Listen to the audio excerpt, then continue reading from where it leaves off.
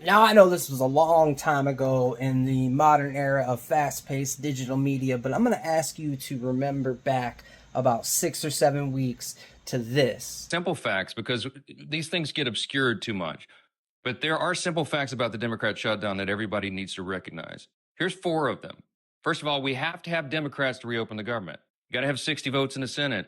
We only have 53 Republicans, so we must have Democrats to do it. The Democrats are out trying to claim that this is all on Republicans because we control the government. We don't control the Senate without 60 votes. Counting the House and the Senate together, they voted 13 times to keep the government closed. And what they're demanding as a ransom to reopen the government are some really crazy things. They want to restore $200 billion in health benefits paid for by U.S. taxpayers to illegal aliens and non-citizens. We can't do that. If you remember back correctly, they called Mike Johnson a liar and they called the rest of us idiots that didn't understand the law. Left's constant argument and story has been that that is not a thing. Illegal immigrants do not receive any sort of welfare benefits. They're ineligible. Federal law outlaws it. And I made a video a month or two ago showing how, in fact, illegal immigrants are a net negative to our income as opposed to an impayer through taxation. And some of the ways that that is done is through the issuing of SNAP benefits, not to the illegal immigrant themselves, but rather to their legally born U.S. citizen children, their anchor babies, as they're often called. On top of that, there is the provision of medical care as people are not turned away when they go to the emergency room. And then, of course, there is the education system and the cost of educating these children within our public school systems. But even despite all of those facts, verified facts, even though the numbers clearly show that the expense to the American taxpayer is greater than the income generated by the taxation of illegal immigrants' jobs or through their purchases, through sales tax, things of that nature, we'll finally, and as always, everything that the left is accused of that they deny, they eventually end up either being exposed for or admitting to. And here today we have yet another example of probably the slimiest Democrat of them all, finally admitting to all the things that the left wing has been calling the right a liar for saying. As it relates to undocked healthcare, yeah, I'm proud of that because I believe in universal healthcare. Others may say it. I did it. First state in the country, regardless of pre-existing conditions, ability to pay, and regardless of your immigration status. I promised that. I promoted it. I ran 3 times on it. I did it when I was mayor. These people shut down the government for almost 2 months, just opened up last month, the whole time telling us that they weren't trying to give Medicare, Medicaid to illegal immigrants. And here we have one of the most prominent Democrats in the entire country, potential frontrunner for the candidacy of the 2028 election, saying he ran on this 3 times, he's making it happen, after repeatedly telling us that this wasn't a thing, that they were not trying to do this. Here we are.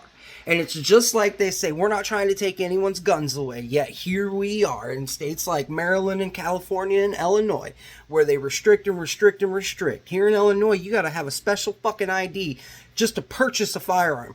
To exercise your constitutionally guaranteed right, you need a special license, which flies completely in the face of everything that I was ever taught about our rights.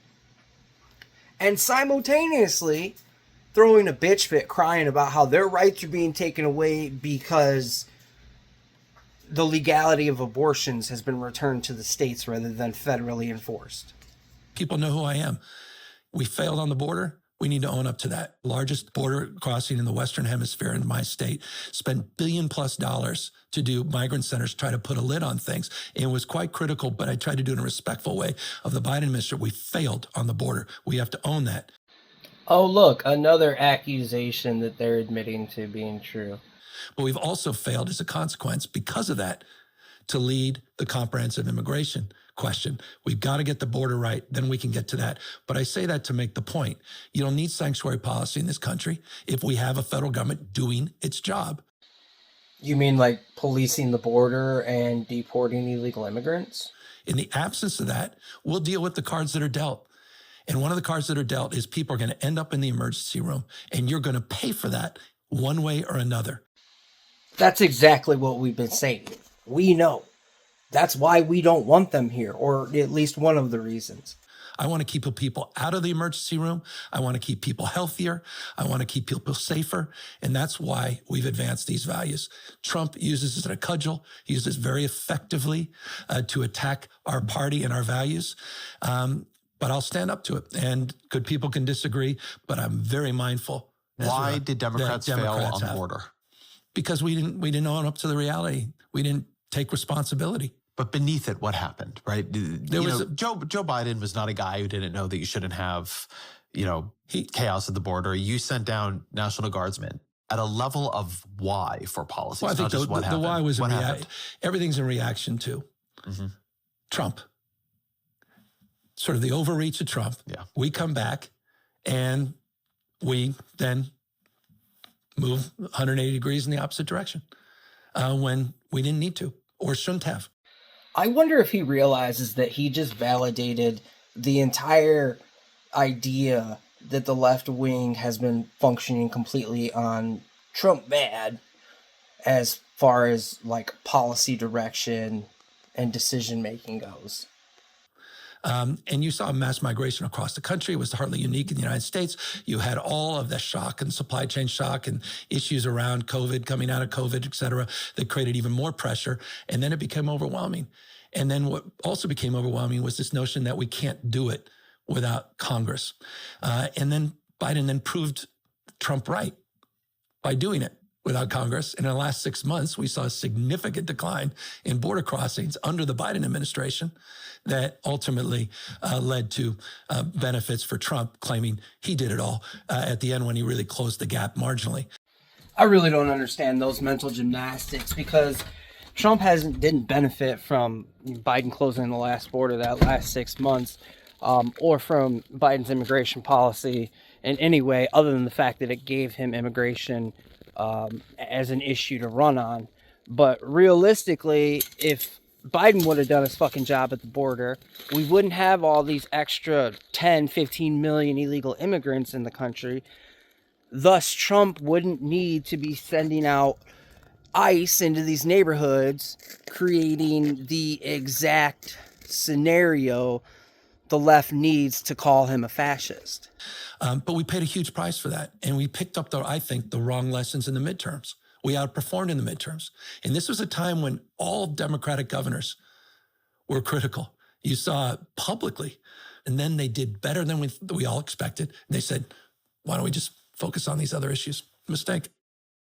It's honestly absurd that literally almost everything that the Democrats have been accused of doing over the last 10 years has turned out to be true.